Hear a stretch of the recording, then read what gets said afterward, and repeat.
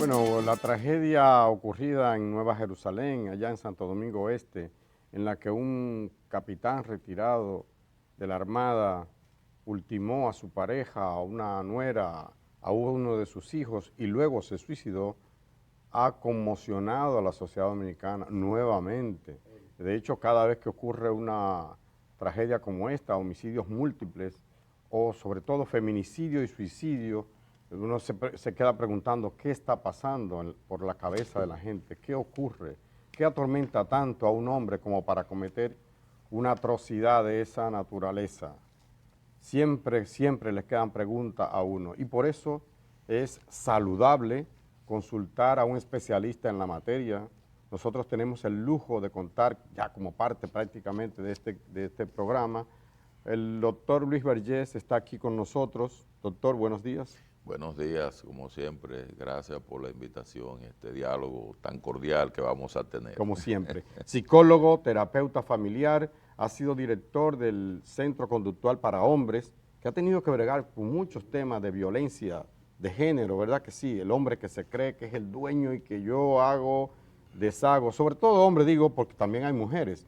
Doctor, ¿qué pasa en estos casos? ¿Qué es lo qué lleva a un hombre a esta monstruosidad, diría yo? Mira, esto es lo que nosotros llamamos un resultado de un tercer nivel. Cuando hablamos de un tercer nivel nos referimos a que ya hay una historia de violencia que normalmente antecede todo esto. Esos casos no surgen de la nada, no surgen de la noche a la mañana, esos son casos que son resultados en su gran mayoría de una escalada y de un contenido violento que antecede. No es algo que la idea surgió hoy y yo la ejecuté mañana. Entonces, hay un largo proceso que representa el trayecto que finalmente culmina de manera tan lamentable. Ese proceso que inicia desde un aprendizaje del uso de la violencia como un método de control, de sometimiento, incluso hasta para erróneamente manejar nuestras propias emociones. Fíjate que históricamente nuestra cultura ha sido muy liberal para darnos permiso a los hombres en términos de gestionar nuestras emociones desde la violencia. Cultura machista. Exacto. Desde la violencia. Y autoritaria. Entonces, otros tipos de emociones, normalmente esta cultura lo que hace es que nos incentiva a que las reprimamos. Por ejemplo, un hombre no puede admitir que está triste, un hombre no puede admitir públicamente que se siente vulnerable, porque eso significa ser menos hombre, menos poco hombre y todo este tipo de cosas. Pero cuidado, porque cuando haya un crimen múltiple, como tú lo anunciabas, aquí estamos hablando de varias personas asesinadas y luego la culminación con un suicidio, ya ahí pudieran darse otros factores. Hay un contenido, nosotros llamamos predisponentes. Hay dos tipos de categorías de factores. Están los precipitantes, que es lo que la gente normalmente ve como lo que se ve superficialmente. Bueno, que problema económico, que discusiones, no, esos son precipitantes. Pero los factores más fundamentales cuando hay un final de esta naturaleza son los factores predisponentes. Fíjate que lo que hundió el Titanic no fue la puntita del iceberg, sino esos factores que no se ven, que están de fondo. Y ahí es donde entra primero un sistema de creencia muy rígido, inflexible, que es el que no permite que se tomen decisiones dentro de un marco de distintas opciones. Fíjate que cuando la persona está atrapada en una idea de dominación o en un estilo de solución de conflicto, que es el que siempre ha practicado, cuando se le presentan retos importantes, no ve varias opciones, sino que ve la misma. Por eso es que hay que entender esta parte que es tan fundamental. Dentro de esos factores predisponentes, uno nunca descarta alguna patología, pero tampoco, y ahí nos queremos cuidar, queremos predeterminar la violencia como que es el resultado de una enfermedad. Tenemos que cuidarnos de hacer ese tipo de afirmaciones. Bien. Sí, fíjate qué ocurre, muchas veces apelamos al camino simple. No, a lo mejor la persona tiene una enfermedad mental. ¿O es el demonio? O se le metió un demonio. Primero, porque eso no es lo que se ve en las investigaciones. En las investigaciones lo que tú observas es que son, bueno, por ejemplo, te voy a dar un caso. ¿Qué pasa con la violencia política? Cuando una persona ordena un genocidio, que la gente comienza, lo que pasó en Ruanda, por ejemplo, que una población, los Tutsi y los Hutus, que una población aniquiló por completo 1 millón de otra comunidad. Bueno, la gente fue arengando y generando prejuicios, generando culpa, generando una difusión que asociaba a los Tixus, que supuestamente iban a ser las víctimas, como los responsables y la causa de todos los problemas que había del otro lado. Esa gente no estaban enfermas, esa gente obedecieron. Entonces fíjate cómo se fue dando un fenómeno de obediencia colectiva que fue matando la empatía, porque cuando tú ves que mucha gente está haciendo algo, el que repite la acción que el otro hace no siente culpa. Entonces, algunos se van al hoyo. Claro. Entonces, este fenómeno es fundamental por la narrativa mediática con el tema de la violencia, que sí, eso es fundamental. Por ejemplo, el tratamiento que se le dé a esta información sobre lo que ocurrió ahí es fundamental para nosotros prevenir que casos así se sigan repitiendo. Claro. Se sigan repitiendo. Usted dijo algo y es que dijo, esto no se presenta de un día para otro, es decir, eso no es un pronto, no es que la persona dice, ese momento me dio un pique y tiene esa reacción. Eso quisiera decir que quizás se podría alertar, se podría tener indicios de ese riesgo a la familia. Mira, sin duda alguna, sobre todo cuando tú ves que hay armas de fuego involucradas, no todo el mundo puede tener ni debe tener un arma de fuego, comenzando por ahí, porque estamos hablando de un factor de peligrosidad. En segundo lugar, mucha gente sigue creyendo que el tema de la violencia es un problema de carácter privado y no un problema de orden público, que eso es parte que las políticas públicas tienen que eficientizar cada vez más, que la población se empodere de la idea de que no es un problema privado, es un problema de orden público, porque muchas veces se conocen cosas, pero esas cosas que se conocen se callan o se guardan. Okay. Y ahí entonces el problema, y ustedes se dan cuenta porque cuando hay las entrevistas post-mortem, sí, la gente delata que pasaban cosas. Sí. Ahora que usted menciona eso, doctor, yo recopilé varios testimonios de gente de la zona, del alrededor, sobre este caso con relación a este señor. Y por ejemplo, tengo uno que dice, vivían en armonía. Tanto amigos como familiares de estas personas decían, vivían en armonía. No había antecedentes, de acuerdo a ellos, de conflictos ni sospechas de depresión. Era tranquilo también, eso fue otra varios dijeron eso. Dijeron también que era una familia pacífica, armoniosa, nunca los oí discutir, dijo un vecino que estaba justo al lado. Y hay uno que es el hermano del señor, del asesino, que él decía, era un hombre reservado, era muy frío, muy tranquilo, no era violento, por eso todo el mundo está asombrado. Nos criamos juntos y no sabía que él tenía problemas. Sí, así es. De hecho, precisamente cuando se dan desenlaces de esta naturaleza, una de las razones fundamentales de estos desenlaces es el factor sorpresa. O sea, nadie lo espera. Pero volvemos al efecto del iceberg. O sea, hay cosas que se van cosiendo debajo, dentro de la personalidad. Cuando yo hablaba de los llamados factores predisponentes, muchas veces el que más callado está es el que menos tú puedes descubrir que puede representar un riesgo y peligrosidad para alguien. Es importante saber que hay diferentes tipos de personas conforme a estos hechos. Hay los llamados agresores generalistas, que son estas personas que tú las descubres fácil, porque donde quiera que van... Hay un lío. Se sabe que tienen... Que tienen mecha corta. Se sabe porque son personas impulsivas, porque han normalizado tanto la violencia que ya no le importa que públicamente eso se visibilice. No barajan pleito, como dicen. Exacto. Pero en cambio te vas a encontrar con otros que son más introvertidos, que son más acumuladores, que son más reservados. Y también aquí no se descarta la posibilidad de alguna enfermedad mental no tratada, que eso nunca se descarta. ¿Qué pasa con el tema de la enfermedad mental asociado a la violencia? Que como hay muchos mitos en relación a los trastornos mentales, la gente que lo tiene, y sobre todo los hombres, no usamos los espacios de ayuda profesional. Normalmente los hombres acudimos a la ayuda profesional o cuando las mismas mujeres nos presionan, casi siempre con una amenaza de un divorcio, o cuando son las autoridades que por razones legales ordenan ese formato. Lo fundamental aquí es que ya hay un hecho, y esto nosotros tenemos que evitar la glorificación del hecho. Fíjate que muchas veces la gente convierte en mártir al agresor. Sí, que ese hombre tan bueno. ¿Cómo así? ¿En qué modo se puede convertir? Y me imagino que incluso la prensa tiene que ver algo en eso. Sobre todo cuando hay suicidio. Hay que tener cuidado con eso. Cuando presentamos el suicidio como una solución de una persona que tal vez no pudo encontrar otra, la misma glorificación, mira lo que ha salido aquí, un hombre tranquilo, que era sereno, hay toda una apología, incluso hasta de elogios.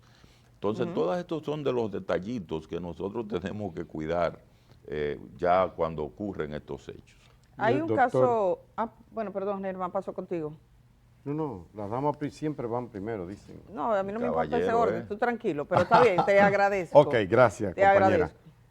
Doctor, usted habló del peligro que representa un arma de fuego, o sea, aumenta el peligro cuando hay un arma de fuego y todos estos problemas que están a veces debajo de la superficie y, bueno, sobre todo el tema de aquellos detonantes del que usted ha hablado. Yo tengo una preocupación que va más allá de este caso concreto. Me gustaría escuchar su parecer, porque creo que falta algo. Aquí hay una cantidad que yo desconozco, pero sé que son miles, de ex militares pensionados, con todo respeto, porque sé que yo conozco a algunos. Yo tuve un tío que es una delia de hombre, como decía mi mamá, un caballero, un hombre pacífico, era el conciliador de la familia, mi tío Antonio, pero es el único militar que yo conozco con esa naturaleza. Hay más. Lo que quiero decir, hay militares, policías, militares, con armas de fuego, que se van con una pistola. ¿No debería haber un programa de asesoramiento, un programa de acompañamiento, de orientación, psicológica incluso, a quien tiene un arma permanentemente en su casa, cuando ya ni siquiera la necesita, porque una persona que duró 20, 30 años en la policía o en el ejército y anda con un arma, muchas veces peligro para él y para su familia? Sí, mira, déjame decirte que en beneficio de la imagen institucional de los cuerpos castrenses, en los años que yo estuve en la Procuraduría, yo me di cuenta que se está haciendo un gran trabajo. Ah, qué bien, menos desconocía. Sí, te lo digo porque uno está muy activo, dando charlas, capacitando, y cuando pasan casos así, uno tiende a apuntar con el dedo acusador a la institución. Pero si uno mira con justicia, te vas a dar cuenta que esos son casos muy excepcionales. Claro, llaman la atención porque no se supone que un hecho de esa naturaleza venga de la mano de un agente o una persona que ha estado vinculado en la protección precisamente de las personas y que alguien que debe proteger sea el que quite la vida. Pero sí, esos programas existen y se insiste mucho en las charlas, en el autocontrol. Ahora, Germán, mira que lo que pasa es que nosotros tenemos una tradición cultural de mucha dominación, una tradición cultural muy centrada en la idea de que el que tiene el poder puede usar la fuerza y se debe sentir normalizado en eso. Desmontar eso ha costado. Y es un trabajo muy fuerte que no tan solo debe hacerse desde el tercer nivel que representan las instituciones ya de este tipo, sino desde un primer nivel que llamamos familia, llamamos escuelas. Y me quedo con la narrativa mediática. Tú sabes que hay un efecto que le llaman el efecto Dunning-Kruger. Esos son dos científicos que usted en materia de investigación y sobre todo en periodismo es muy relevante. Y el efecto de Belfort. ¿Qué significa esto científicamente? Bueno, que las personas, mientras menos saben, mientras más ignorantes son, más creen que saben. Eso lo demostraron científicamente Dunning-Kruger.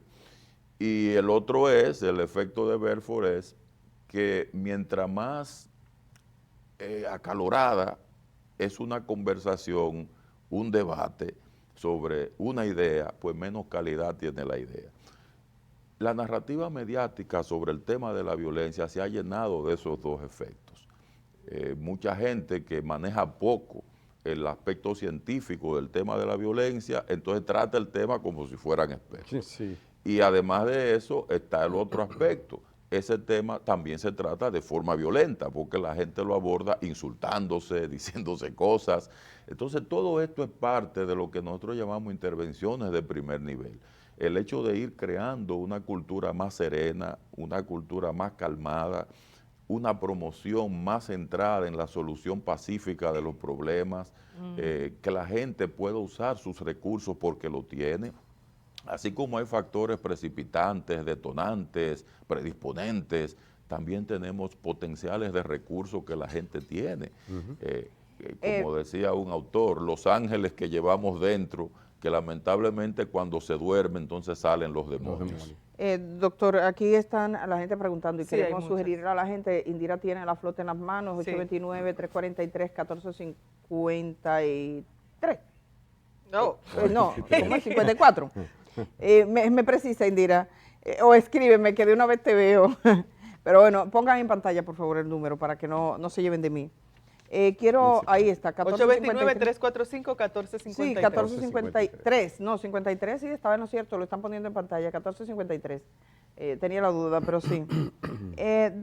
Una cosa, Vergés, ¿por qué a uno se le olvidan ahora los números de teléfono? Antes nos grabábamos todos los números y sabíamos los números de la abuela, de la mamá, de la emisora, de todo, de donde usted trabajaba, y ahora yo creo que hay padres que no se saben los números de los hijos. ¿Qué está pasando con nuestra memoria?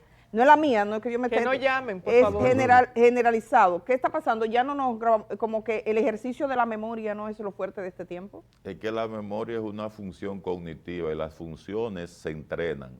Si tú no practicas, te puñiste. Sí, claro, porque eso es, lo que no se utiliza se atrofia. Pues miren eso. Eso es así. Entonces, aquí están preguntando cómo podemos tratar con una persona agresiva, principalmente en el área laboral, y yo me imagino que la persona que me está escribiendo esto también quiso decir principalmente si es tu jefe, porque o tiene algún don de mando, porque si es una gente que está allá, no te importa eso, pero y general, esa es otra, doctor, porque hay gente que son muy agresivos con el que tienen algún poder sobre ellos y luego son muy solícitos con lo que están arriba.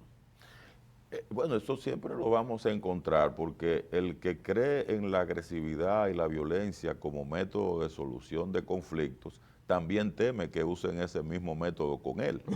Entonces, naturalmente, tú te vas a encontrar que son sumisos ante aquel que tiene más poder. Y déspota con el de abajo. Y déspota con el de abajo, porque saben que lo mismo que le hacen al de abajo se lo pueden hacer a él en una situación de disparidad de conflictos.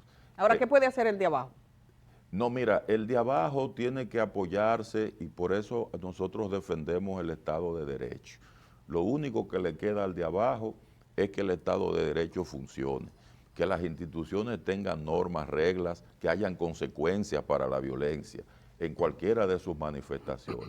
Fíjate que incluso a nivel laboral ya se han estado implementando políticas públicas para este tema del acoso laboral, de los abusos laborales, y todo este tipo de cosas. La idea de la violencia, lo primero es identificarla, que el que está generando violencia lo sepa y que usted no tenga miedo en decírselo, porque tan pronto el otro sabe que usted sabe que ya usted lo está violentando, ya esa es la primera señal para él darse cuenta que usted no lo va a tolerar. Ese puede ser un pare. Exacto, porque nosotros no tenemos que aguantar violencia. Fíjense qué ocurre, el que logra algo con violencia y usted se lo permite, lo va a seguir logrando con violencia. Claro. Entonces va a llegar un momento que no va a parar, se va a detener. Y si por desgracia esa persona tiene mucho poder, entonces va a hacer más daño todavía. Doctor, aprovechamos este momento para brindarle un cafecito y así continuamos con esta conversación. Hay otro caso, doctor, que ocurrió en Cienfuegos, en Santiago, que involucra también a una joven de 22 años que lamentablemente perdió la vida a manos de este tipo de violencia. Y en este caso hay dos aspectos que considero que podríamos analizar. El primero es que los familiares la escondieron, tenían a la joven escondida en la casa. En una ocasión ella sale y ahí es cuando pasa esta tragedia. Entonces quisiera saber por ese lado el papel de los familiares al momento de tratar de ayudar a las víctimas de este tipo de violencias. Mira qué bueno que tú lo dices, porque una mujer no tiene ninguna posibilidad de protegerse de la violencia cuando viene de mano de un hombre. Eso tenemos que tenerlo claro. A veces la gente dice, no, que están peleando el marido y la esposa. Digo, no, eso no, entre hombres y mujeres no hay pelea, entre hombres y mujeres hay masacre. Eso tenemos que entenderlo, ¿eh? Entonces esa idea de nosotros delegar en las mujeres que se defiendan de la violencia de un agresor, eso socialmente no podemos permitirlo. Por eso nosotros hablamos de la creación de redes de apoyo. Y la primera red de apoyo es familiar. Lamentablemente muchas veces en la familia no hay esa conciencia porque no perciben el riesgo, no perciben la peligrosidad. Y ya cuando intentan hacer cosas como esta que tú describes, es muy tarde, porque ya el agresor ha avanzado demasiado en sus planes. Y cuando un agresor ha avanzado demasiado en sus planes, pues obviamente han contemplado también la posibilidad de neutralizar cualquier mecanismo que proteja a las mujeres. Ah, usted dice, es muy tarde, cuando ya se llega al punto en que la familia tiene que proteger, que asume el papel de proteger a estas víctimas, ya es muy tarde dentro del proceso. No, muchas veces cuando ya el agresor tiene la decisión y conoce los mecanismos de vulnerabilidad de la mujer, a veces llega tarde la ayuda, ¿eh?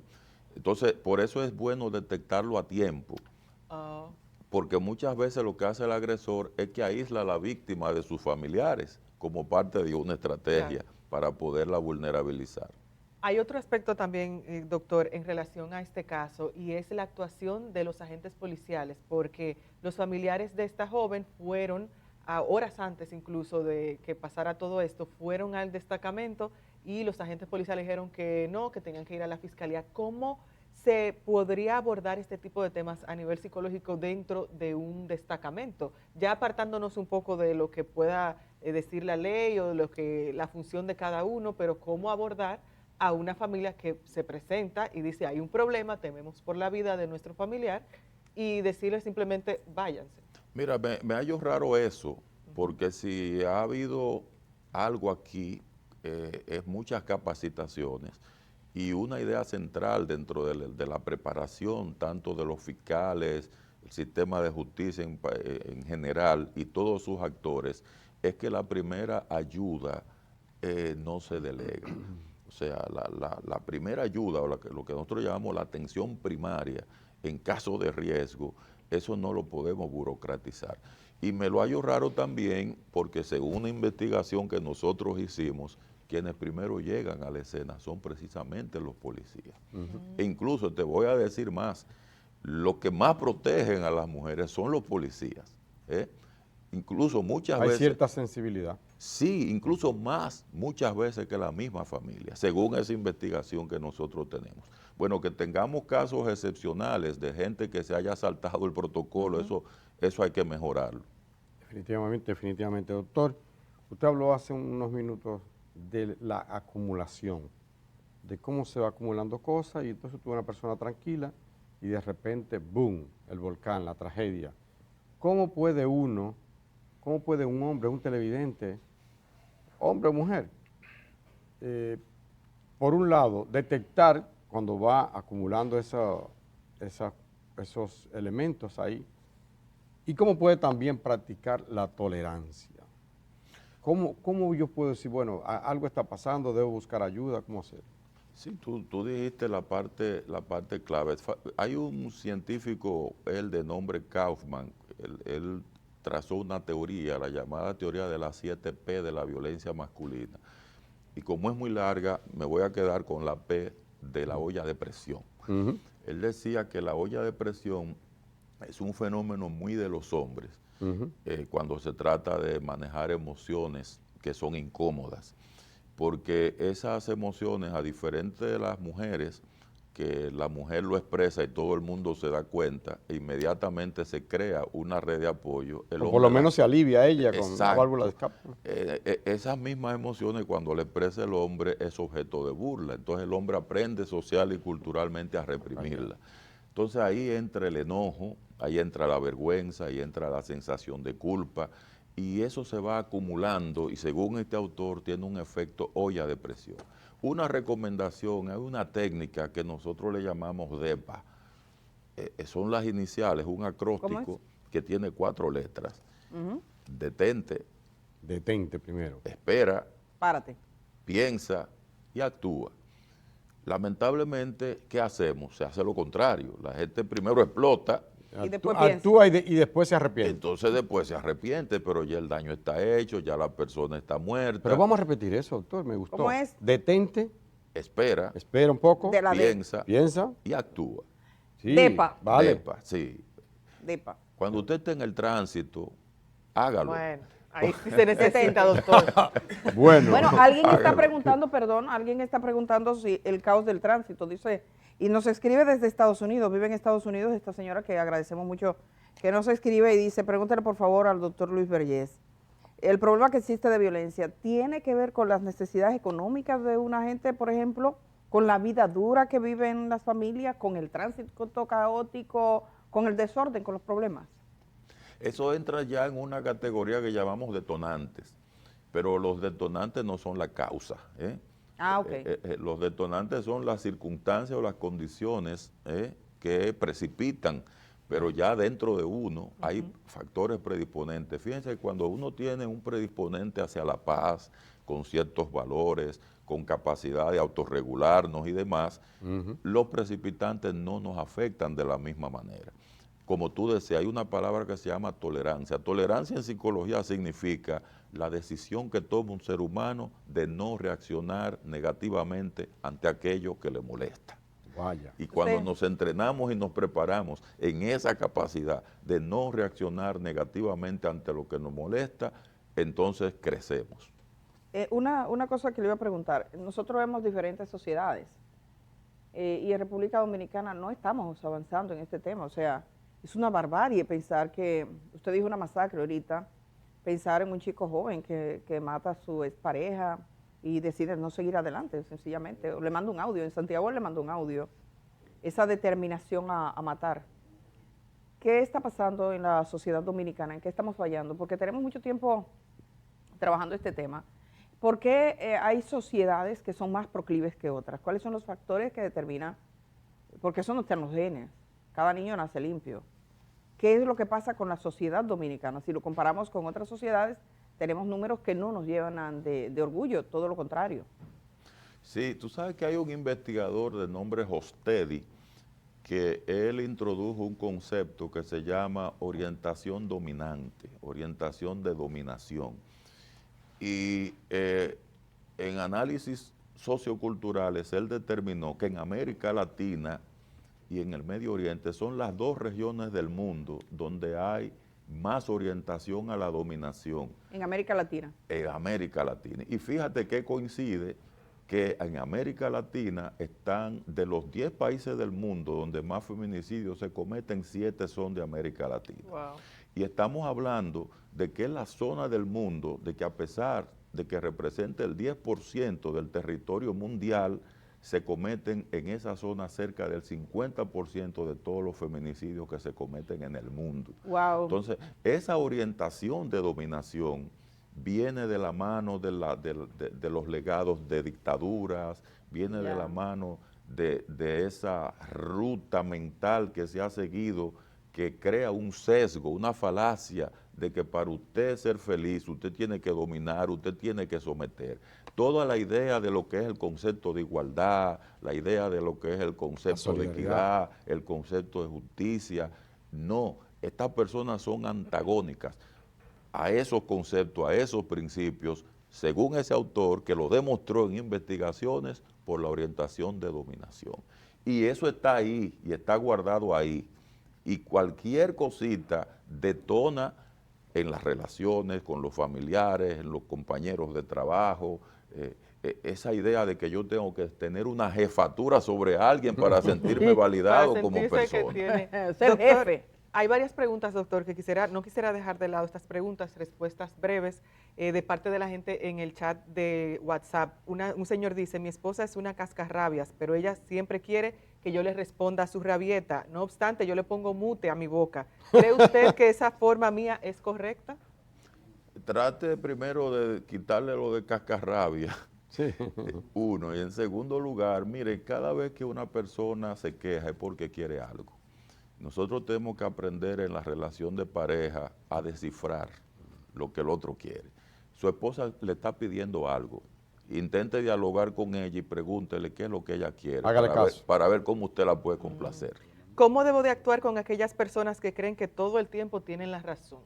Nos pregunta otra televidente. Bueno, ahí está el efecto Dunning-Kruger al que yo me refería. Es una necesidad de validarse. Utilice la estrategia del silencio. Sencillamente, tranquilo, cállese que usted no va a ser inferior porque usted escucha a esa persona y llegará un momento que se dará cuenta de que no tiene la razón. ¿Cómo la población común y corriente debe abordar el tema de la violencia intrafamiliar a fin de detectar temprano alguna conducta que pueda desencadenar en desgracia? ¿Se debe esperar alguna alerta para visitar al psicólogo? No, el psicólogo se puede visitar en cualquier etapa del proceso, porque puede orientar, puede prevenir, puede educar. Pero las primeras señales son de posesividad, de celadera, de control, de imposición, de dominación, y el uso de la fuerza para lograr cosas que para nada lo ameritan. Doctor, finalmente hay una inquietud. Ayer conversaba con Miguel Febles en el periódico El Día, analizando las portadas de los periódicos sobre esta tragedia. Y él decía, si es por mí le doy un cuadrito aquí, hay que decir la noticia, no se puede ocultar. ¿Qué efecto tiene dimensionar? Hay un amarillismo y sobre todo en las redes escandaloso. ¿Cómo debería la prensa, desde el punto de vista de la psicología, como usted lo ve, que debería manejar la prensa este tipo de tragedia para no provocar, como se habla hasta de una especie de contagio a veces, Sí. o de imitación? ¿Cómo deberíamos manejarlo nosotros? Sí, para prevenir el efecto llamada, incluso la Organización Mundial de la Salud emitió un documento dirigido a comunicadores y uno de los aspectos que ellos subrayan es primero evitar glorificar al agresor, convertirlo en mártir. En segundo lugar, hay que evitar la parte del morbo que solo destaca la crueldad de los hechos. Los detalles innecesarios. Exacto. Y tercero, hay que apuntar a las consecuencias de los hechos, pero sobre todo hay que cerrar con recomendaciones de cómo pudieron evitarse esos hechos. Lamentablemente esa es la parte que siempre falta. Esas recomendaciones de que hay lugares donde la gente puede ir para dirimir sus conflictos y de que hay otras opciones que pudieron haberse utilizado para evitar ese desenlace. Aproveche entonces usted finalmente y denos 3 recomendaciones. Bueno, la primera recomendación es que no se puede tomar decisiones en caliente para que la gente lo entienda mejor. Detente. Exacto. Eso es lo que llamamos ese pensamiento hostil, ese pensamiento caliente. Lo segundo es, miren, la tolerancia. Tú decías eso, esa capacidad que debe tener el ser humano de no reaccionar de forma negativa ante aquello que le molesta. Tercero, diferenciar lo que es reacción de lo que es responder. Quienes reaccionan son los animales, nosotros respondemos. Los seres humanos tenemos que aprender a responder de forma racional y de manera prudente. Doctor, no sabe cuán agradecidos estamos nosotros y seguro que nuestro televidente también, porque es una pena lo que ha pasado, pero es una oportunidad para aprender, para desaprender también. Solo para terminar con el doctor, escuché que usted habló en pasado, dijo cuando trabajaba en la Procuraduría, ¿lo escuché decir en pasado fue? Sí, sí. Ya en pasado, ¿ya usted no está? Ya yo soy un señor pensionado. Ya pensionaron. No por vejez, sino por antigüedad. Por antigüedad. Entonces, usted sigue teniendo su mismo consultorio Así es. Recordémosle a la gente cómo llamar, cómo comunicarse con su oficina. Bueno, tenemos el 809-688-5292. Ah, miren, qué bueno. Está ahí en pantalla. Que lo ponga ahí. Miren los números ahí en pantalla, háganle una captura. ¡Pum! Ya terminó. Y entonces, muchas gracias por estar acá. Y bueno, ¿cuántos años dirigiendo el Centro Conductual para Hombres? Bueno, desde su fundación, 17 años. Wow. ¿Y cuántos años en el Ministerio Público? Yo tuve 34 años en el Estado y 17 en el Ministerio Público. 34 años. Bueno, usted se retira de la administración pública, mucha suerte. Ahora más relajado, más tranquilo y felizmente pensionado, aunque pensionado con las pensiones propias de la gente normal, porque imagínese que fuera de una alta corte, le diría, ay doctor, pero no. Dios, qué bendición hubiera sido. Gracias por estar aquí esta mañana. Doctor. Cuando regresemos de la pausa vamos a tener a una colombiana recién llegada a este país. Ella es Karen Labrador Araujo. Karen, ahí la tienen en pantalla. Es licenciada en Finanzas y Relaciones Internacionales, además especializada en políticas públicas y en otros temas. Pero básicamente, desde hace 19 años es la directora ejecutiva de la Asociación Colombia Líder, que trabaja desde la sociedad civil evaluando la gestión de alcaldes y gobernadores en toda Colombia. Así que vamos a hablar con Karen cuando regresemos de la pausa.